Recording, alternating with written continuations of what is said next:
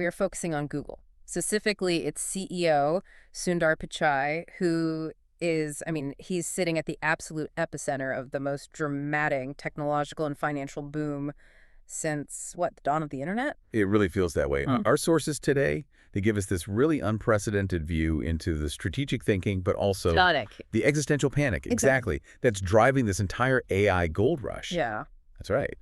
And our mission today is, I think, a little complex. We're unpacking this powerful duality when it comes to Google's current position. Right. So on one hand, you have a company that's executing this strategic comeback so effectively that Sundar Pichai is being hailed as the wartime CEO the company really needed after that initial ChatGPT shock. The one that nearly torpedoed their whole business model. Right. And then on the other hand, it's Pichai himself who is sounding the loudest alarm about the very market frenzy he's a part of. Which is just fascinating. He's openly cautioning that the immense investment flooding into AI shows clear elements of irrationality. And he's drawing direct, really sobering parallels to the disastrous .com bubble collapse from, 25 years ago? Yeah, exactly. Okay, so let's unpack this. This is a really high-stakes tension. We're going to dive deep into the technical battlefield. You mean the hardware? The high-stakes war between Google's own Tensor Processing Units, their TPUs, versus Nvidia's market-dominant GPUs.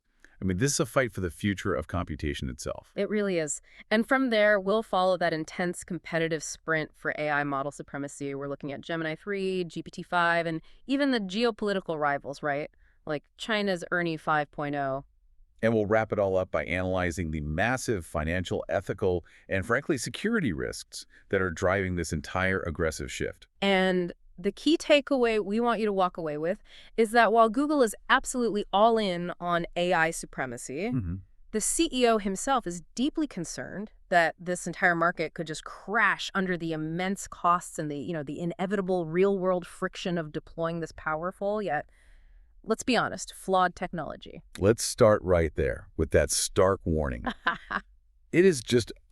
It's jarring to hear the CEO of Alphabet, a company driving this insane level of investment, openly talking about elements of irrationality. Yes. For anyone who remembers the late 90s, that phrase immediately brings up images of the .com implosion. And what's really remarkable is who is saying it. This isn't some cautious economist or a sideline pundit, Right, yeah. This is the leader of a trillion-dollar company. Yeah. Pichai is drawing a very clear, very sober, and very public line straight back to the early 2000s. A time when investor exuberance was just. It was fueled by potential, not profit. Exactly. Valuations were based on click-throughs and hype, not revenue. It was a total house of cards for so many companies. Yeah. But wait, hold on. If Google's own investment is, $75 billion for next year alone, how does Pichai reconcile his company's massive spending with his own warning? Yeah. Doesn't participating at that level just validates the very irrationality he's pointing out? That is the core tension. That's the bind he's in. He has to compete aggressively or he risks being completely disrupted. Sure. But he also clearly sees the long-term risk, and he was very clear about the consequence of a market correction. In his interviews, including that big one with Wired, he warned that if this boom turns into a burst, no company is immune. Not even Alphabet. Not even Alphabet itself. And this is a really critical insight because it tells you that AI valuations, they're not a niche tech story anymore. No. They are fundamentally baked into the entire global business outlook. If the AI sector corrects, it pulls everything down with it. And the reason for that systemic risk is just the sheer eye-watering cost of competing in this race. Right. We're not just talking about software engineers here. Oh, not at all. We're talking about building, power grids and infrastructure on a planetary scale. Exactly. The scale of capital being poured into this infrastructure is, it's the definition of unprecedented. This is the tangible evidence of that irrationality. So give us the numbers. When you look at the four big hyperscalers, that's Microsoft, Meta, Amazon, and Google, they're projected to invest nearly $320 billion in AI infrastructure in 2025 alone. $320 billion. And to put Google's slice of that pie into perspective, Alphabet announced a staggering budget of $75 billion specifically for AI investment next year. $75 billion. Yeah. In 1 year. That figure is practically the GDP of certain smaller nations. Where is that money even going? It can't just be for buying chips, can it? No, it's way more comprehensive than that. That money goes into the entire vertical stack. Okay. So designing and manufacturing their own chips, the TPUs, building out global data centers to house all those systems, and, critically, securing the enormous power supply required. These AI data centers are massive consumers of electricity. They're contributing to rising energy costs all over the world. Pichai has been really clear that this investment isn't just a short-term sprint. He sees it as foundational. It's a foundational outlay in compute resources that they believe will give them a 5 to 10-year advantage. But, and this is the big but, it runs the risk of echoing that dot-com era where companies just burned through cash-building infrastructure with very little revenue to show for it. So, if the potential fallout is that massive, we have to look at the competitors.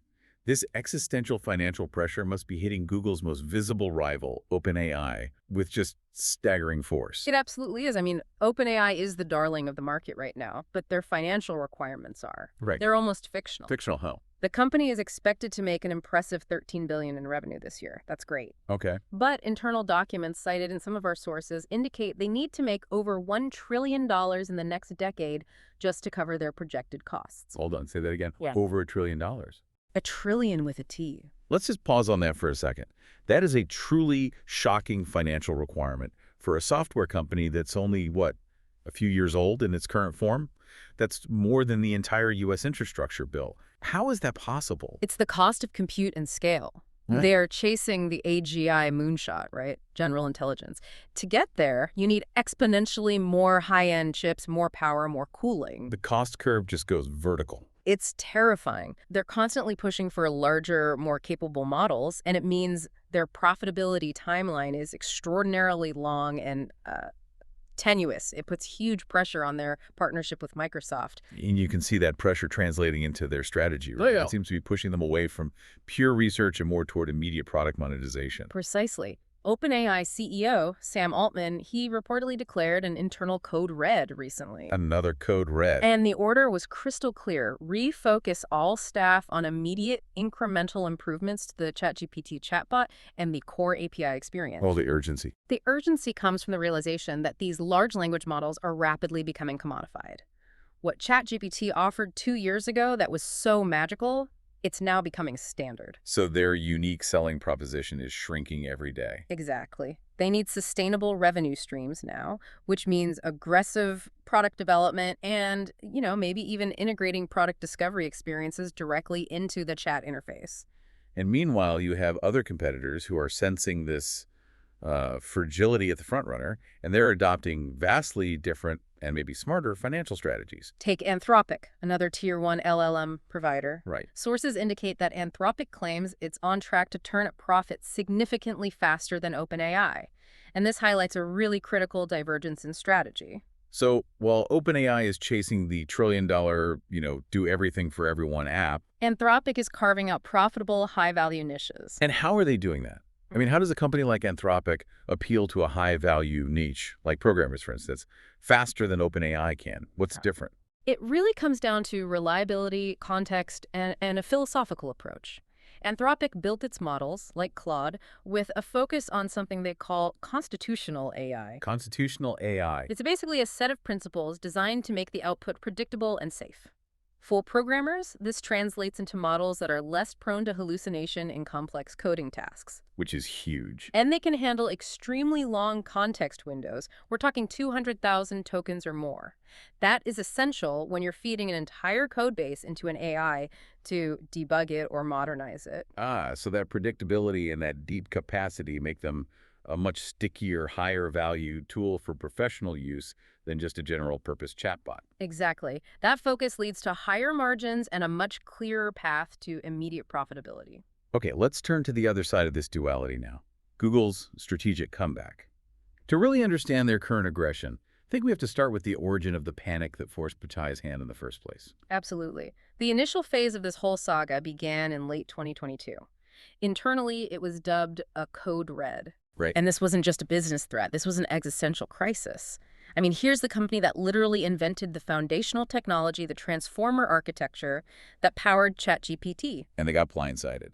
The shock that an external startup could suddenly threaten Google search, their $150 billion a year cash cow, was profound. It was so severe that the co-founders, Larry Page and Sergey Brin, actually came back to attend emergency meetings, which they almost never do. But in the, 3 years since then, the entire narrative is flipped. Yeah. Pichai, who was facing so much criticism, both internal and external, for being too slow, too cautious. He's now being praised. He's the Wartime CEO who managed a successful pivot. What was that pivot? What did he do? It was rooted in structural change and commitment. In early 2023, Google did something huge.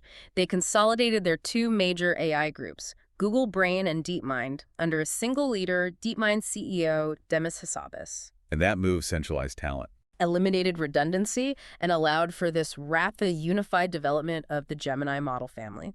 Look, the initial rushed announcement of Bard was a misstep. We can all agree on that. Yeah, that was messy. But the long-term vision they executed, the one Pichai talks about in these recent interviews, is what's now allowing them to completely reset industry benchmarks. And that long-term vision, it requires us to step back even further, right? Like a decade, to appreciate Google's unique foresight in hardware. Absolutely. And Pichai stresses this point constantly. Google didn't just decide to compete in AI last year.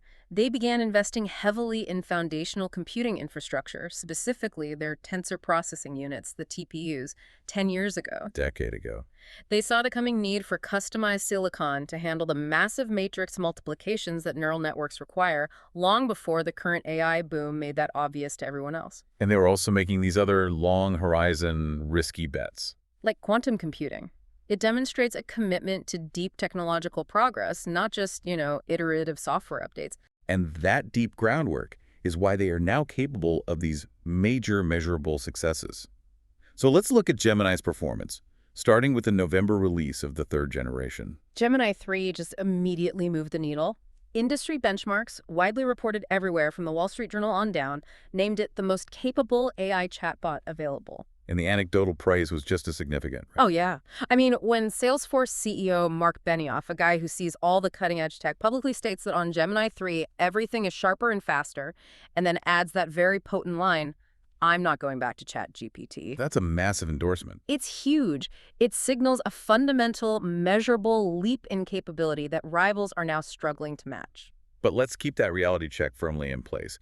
While the performance might be tier 1, the market share dominance that OpenAI built while Google was lagging, it's still enormous. Correct. The market penetration gap is still staggering.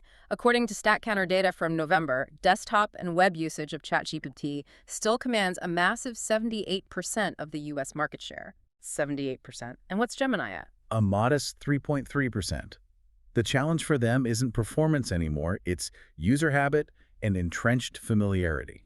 However, Google is using its massive distribution network, Android, YouTube, search, to try and close that user gap, at least in terms of raw numbers. They are mobilizing their entire ecosystem. While they might lag in that core chatbot interface, Pichai reported that the Gemini app has already accumulated over 650 million monthly users. 650 million. Which is closing in significantly on ChatGPT's estimated 800 million weekly users.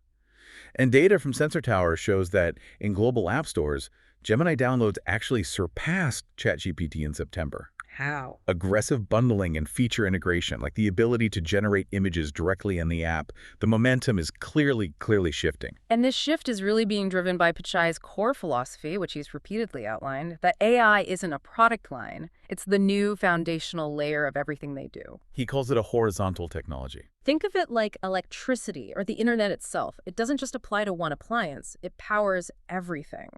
For Google, this means AI isn't just confined to a standalone Gemini chat box. It has to be layered across their foundational products. Most critically, search, which is still their engine of profit. Okay, so let's get specific. How are they layering this powerful Gemini-led AI into search to change the user experience in a fundamental way? They're creating these highly intelligent features that are designed to tackle complex, multi-step queries that a traditional search result page just struggles with. Like what?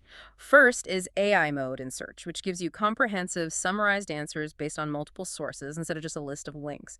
Then you have deep research. Deep research. This is for complex, cross-disciplinary questions where the AI automatically performs lateral thinking. It synthesizes information from disconnected sources, and it even presents conflicting viewpoints. results. And I think they're also integrating the camera into the search function, which just changes the whole dynamic. Yes, that's Search Live. It uses your phone's camera feed as an input device for context. So imagine pointing your camera at a broken appliance and asking the AI, How do I fix this? how do I fix this specific model number, and where can I find the cheapest replacement part locally? The AI processes visual context, your text input, and real-time location data all at once. That's incredible. And Pichai explained the core value proposition here.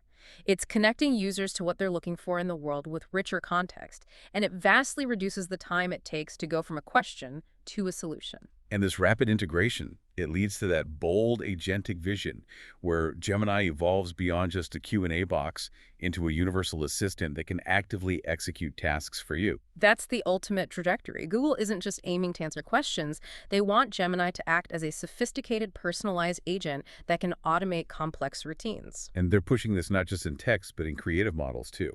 Right, with things like Veo, which is an AI filmmaking tool that can generate high-quality video from text prompts, and Imagen, their powerful image generator. These creative tools, Veo and Imagen, they must put a lot of pressure on established players outside of the traditional search ecosystem. Oh, absolutely. It expands Google's competitive arena dramatically. If Google can integrate top-tier AI filmmaking and visual design tools directly into its ecosystem, that immediately puts companies like Adobe, with its Creative Cloud suite, and Canva on serious notice. And Pichai gave other examples, right? He gave another vivid one for that agentic vision: the ability for you to try on clothes virtually with extremely high personalized accuracy just by uploading a personal photo. Which would radically alter the whole consumer experience within search and e-commerce. It saves time and could potentially drive down return rates for retailers. It's a huge shift. This entire comeback story, this aggressive integration strategy, it all rests on Google's most formidable and proprietary asset: its control over the entire computing stack. This is the strategic layer that rivals like OpenAI and even Microsoft. They just don't have it. This is the core differentiator. And it's why Pichai is so confident, despite his warnings about market irrationality. Google is vertically integrated. So they control the whole pipeline. They build the apps like Nano Banana and Veo, they design the AI models, Gemini, they run the cloud infrastructure, and they manufacture their own specialized silicon, the TPUs. The data. Critically, they also own these massive proprietary data sets from Search, YouTube, and Android devices, which are essential training materials. By rarely sharing this data and by owning the hardware, they gain immense control over their final AI products, and they reduce their strategic reliance on outside suppliers. Like Nvidia. Exactly. That degree of vertical integration must be extremely attractive to Wall Street, especially as investors realize that relying on a single chip supplier might become the biggest strategic bottleneck in the future of AI. We are already seeing the market sentiment tangibly shifting. I mean, just look at the stock performance recently. In a recent one-month period, GOG stock was up a sizzling 12%. While Nvidia, the chip champion, plunged 13%, even after it reported stellar earnings. That movement reflects a growing realization among sophisticated investors that the next frontier of competition isn't who has the best LLM software, but who controls the cheapest, fastest, and most reliable hardware. Okay, let's get into the weeds on that hardware war. Nvidia has been the undisputed king, making a fortune selling GPUs. For anyone listening, let's clarify the technical battlefield here. What is the fundamental difference between a GPU and a Google TPU? So Nvidia achieved its dominance by adapting graphical processing units, or GPUs. They're general-purpose parallel processors that were originally designed to render video graphics really quickly. Right, for video games and things. And it just so happened that the math required for rendering graphics, these large parallel matrix calculations, is exactly the same math required for training neural networks. This made them indispensable. And they solidified this dominance not just with the hardware, but with their own software ecosystem. That's the choke point. Nvidia created CUDA, a proprietary programming language and framework that allows developers to efficiently use their GPUs for AI. So they locked everyone in. And this combination of dominant hardware and locked-in software has enabled Nvidia to charge enormous prices, resulting in these eye-watering gross profit margins of around 75% on their chips. 75%. That level of margin is precisely what drives major players like Google to seek alternatives. Enter the Tensor Processing Unit, Google's custom-built answer. The TPU is a very different beast. It is an application-specific integrated circuit, or an ASIC. It's hardwired specifically for the operations of neural networks. So it's not a generalist like a GPU. Exactly. It strips out all the architectural baggage needed for general flexibility things like complex caching or texture mapping. By focusing exclusively on matrix multiplication, TPUs perform many AI computing tasks faster, cheaper, and, crucially, Power. they use vastly less electric power per calculation, and that power efficiency is becoming a major cost factor in AI data centers. This efficiency gain is rooted in the chip's architecture, specifically something called the systolic array. Could you just break that concept down for us? Absolutely. So when you look at a standard CPU or even a GPU, there's this persistent problem called the von Neumann bottleneck. The von Neumann bottleneck. Right. The chip spends an enormous amount of time just constantly shuffling data back and forth between the memory storage and the computing units for every single calculation. It's like a chef having to run to the pantry for every single ingredient for every dish. It's incredibly inefficient. Okay. In a TPU's systolic array, the architecture is fundamentally different. Imagine the chip as this dense grid of multipliers. The data flows through the chip itself. Not back and forth. We use the analogy that the data flows like blood through a heart. You load the model's weights once at the start, and the input data moves directly from one computing unit to the next in sequence without constantly having to write back and read from memory. So that drastically reduces the waiting time, meaning the chip can spend all its cycles purely on computing. Which makes it far faster and cheaper for these massive training runs. And that performance advantage is why Google's chips are now getting major external validation. Right, because for years, TPUs were just Google's secret sauce, right? Yeah. For internal use. But now they're attracting massive external interest, proving the chip strategy works. Most notably, Anthropic, the competitor we discussed earlier, they signed a landmark deal to use up to 1 million Google TPUs. 1 million. That is a strategic commitment potentially worth tens of billions of dollars. And the competitive implications go even further with these reports about Meta platform. They do. The information reported that Meta, another hyperscaler that's struggling with the compute cost of its own AI models, is in talks to start running Google TPUs in its data centers starting in 2027. That's a huge vote of confidence. It confirms Google's chip strategy is viable outside of Alphabet, and it positions Google Cloud not just as an alternative to Amazon or Microsoft, but as a critical source of specialized, cost-effective AI compute right alongside traditional Nvidia GPUs. But using Google's chips means embracing a major catch. So why would companies like Anthropic and Meta agree to use Google's proprietary chips when they know the potential for vendor lock-in is huge? That is the trade-off. And it just highlights the extreme nature of this AI race. Google's chips are currently tied exclusively to Google Cloud. So if you use TPUs, you're locking yourself into the Google ecosystem. For training, for maintenance, for future development. And traditionally, that kind of vendor lock-in would be a major deterrent for tech giants. But not anymore. Not today. The need for cost control and efficiency is overriding that fear. For companies like Anthropic and Meta, who are spending billions on compute and facing this intense competitive pressure. The cost, speed, and power efficiency advantages of the TPUs are just too compelling to ignore. Exactly. They are essentially betting that the short-term cost savings and performance gains are worth the long-term risk of being tied to a single supplier. The sheer cost of compute is forcing these massive strategic compromises. So as Google stages this hardware-backed comeback, the speed of the global AI race is just relentless. I mean, the moment a Tier 1 model like Gemini 3 lands, rivals have to respond immediately. The pace is just dizzying. It's overwhelming. We've seen OpenAI launch its latest reasoning model, O3, almost immediately after Gemini 3 gained traction. They even launched a mini version and made it free through the ChatGPT app and API. And they're boasting about speed improvements. Right, a 24% improvement over their predecessors. The fight for dominance is forcing them to continuously undercut and leapfrog each other. And this rapid, often secretive development process, it inevitably leads to serious challenges around intellectual property and ethics, like we saw recently with the Chinese competitor DeepSeek. The DeepSeek incident is a really stark illustration of this IP dilemma. Microsoft's own security researchers analyzed the Chinese company's R1 model. And what did they find? They found compelling evidence that DeepSeek had used OpenAI's proprietary models as training data for its own system. So, is that just theft? I mean, it raises this fundamental ethical and legal question. If an AI is trained on another AI's outputs, are the outputs of a commercial LLM-protected IP? We don't have an answer for that yet. And Microsoft, as a partner with OpenAI, found themselves in this really difficult strategic position. Which they handled with incredible speed and pragmatism. They made a very telling strategic calculation. Despite the IP controversy surrounding DeepSeek, Microsoft quickly announced it would integrate the DeepSeek R1 model into its Copilot plus PC strategy. So they just used it anyway.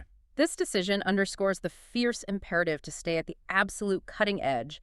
Even if the origin of that innovation is ethically ambiguous, Microsoft prioritized performance and speed of integration above everything else. And they're constantly refining their own experience with other models, too. Right, they're integrating all the best available models, including OpenAI's O1 reasoning model, to make sure their users get the most nuanced responses possible. It's a pragmatic, best-of-breed approach. Okay, let's transition now to Google's most visible, high-profile blunder, which analysts called a spectacular unforced error, that Gemini image generation controversy from February 2024. Oh, this was a catastrophic PR event for Pichai and for Google. It created this enormous and immediate social media backlash. And what was the core issue? The issue arose because the image generator was hard-coded with diversity guardrails that went completely off the rails. It started generating historically inaccurate images. Like what? Like racially diverse Nazi soldiers, diverse founding fathers, Vikings of color. And at the same time, it was refusing specific prompts that asked for images of white people or European historical figures. And the reaction was just swift and fierce, drawing a lot of high-level political criticism. It did. Conservative-leaning media and political figures like Elon Musk immediately leveraged the incident, denouncing Google's products as biased and censoring, and fueling a narrative of wokeness being embedded in AI tools. What was the fallout internally? It was severe. Pichai himself had to issue an internal memo calling the whole debacle offensive and unacceptable, and he promised immediate structural and technical changes. And they had to pause the feature, right? They were forced to pause Gemini's ability to generate images of people entirely. The official explanation was that the system had overcompensated for known biases in training data. Meaning the goal was to ensure diversity, but the execution was just flawed. Flawed to the point of being historically absurd and deeply embarrassing. The analysts watching this were equally harsh. I remember some were even calling for Pichai's resignation. They did. Analysts like Ben Thompson and Malik argued that the problem wasn't the philosophical intent, but the rushed, panicked execution. The New York Times contributor John Herman summarized it perfectly. What did he say? He called it a slapstick rake-in-the-face moment and a testament to how panicked Google must be by the rise of OpenAI. This incident just solidified the perception that Google was prioritizing rapid deployment over stability and quality control. And the bias claims didn't stop at the images, did they? They extended to text generation as well, which introduced this serious political dimension to the critique of Gemini. Yeah, following the image fiasco, Gemini faced a whole new wave of accusations of political bias in its text responses. What was the most damaging example? It involved Gemini being asked to compare two highly controversial figures. Its response was that it was difficult to say definitively whether a certain Nazi dictator or Elon Musk had more negatively affected society. Oof. And that kind of response, combined with other reports that Gemini would, enthusiastically promote left-wing social causes while refusing to generate text or images related to conservative figures. It just fueled an intense political backlash. The Wall Street Journal editorial board argued that these ingrained woke biases were driving political outrage and leading directly to growing calls for government regulation of AI model design and transparency. So moving from internal bias to external friction, we also have to include the regulatory friction that Google has faced, particularly in Europe. This is a really crucial financial and regulatory detail that highlights the real-world cost of these systems.